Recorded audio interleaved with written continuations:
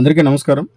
Kurnool fourth town police station పరిధిలో కల్లూరులో నివాసం ఉండేటువంటి కారు డ్రైవర్ గురుస్వామి అనే వ్యక్తి ఇంట్లో ఈ సంవత్సరం ఫిబ్రవరి నెలలో దొంగతనం జరిగింది. అందులో 11.5 తులాల బంగారాభరణాలు, అదేవిధంగా 15,000 నగదు ఎత్తుకెళ్లారని చెప్పేసి ఇచ్చినటువంటి ఫిర్యాదు పైన కర్నూలు ఫోర్త్ టౌన్ పోలీస్ స్టేషన్లో కేసు నమోదైంది. మా ప్రీతం ఎస్పీ గారి యొక్క ఆదేశాల మేరకు మా డిఎస్పీ గారి ఆధ్వర్యంలో మేమంతా ఒక టీమ్గా ఏర్పడి కాల్ డేటాని అనాలిసిస్ చేయడం జరిగింది. అందులో 2 వ్యక్తుల్ని సస్పిషియస్గా గుర్తించడం జరిగింది. సో వారి కదలికల మీద నిఘా ఉంచడం జరిగింది. అయితే నిన్నటి రోజున వాళ్ళు కర్నూలుకు వస్తున్నటువంటి సమాచారం మేరకు ఇద్దరిని కూడా మిస్టిడ్లీ పరిసర ప్రాంతాల్లో అదుపులో తీసుకోవడం జరిగింది.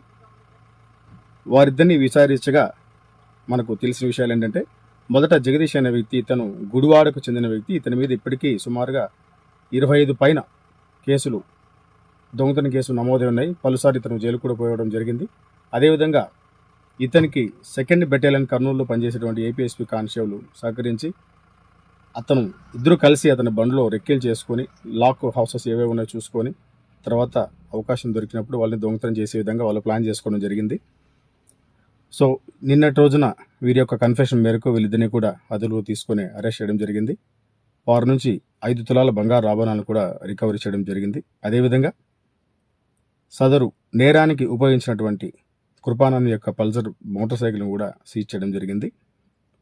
ఈ యొక్క ప్రాపర్టీ, మిగిలిన ప్రాపర్టీ ఏం చేశారు, ఎక్కడుంది, ఇంకా దీంట్లో ఎవరెవరైనా ఇన్వాల్వ్ అయినారా, ఏంటి పరిస్థితి అని చెప్పేసి మనకు తర్వాత ఇన్వెస్టిగేషన్లో మిగతా విషయాన్ని కూడా తెలుసుకొని ప్రొసీడ్ అవ్వడం జరుగుతుంది. Thank you.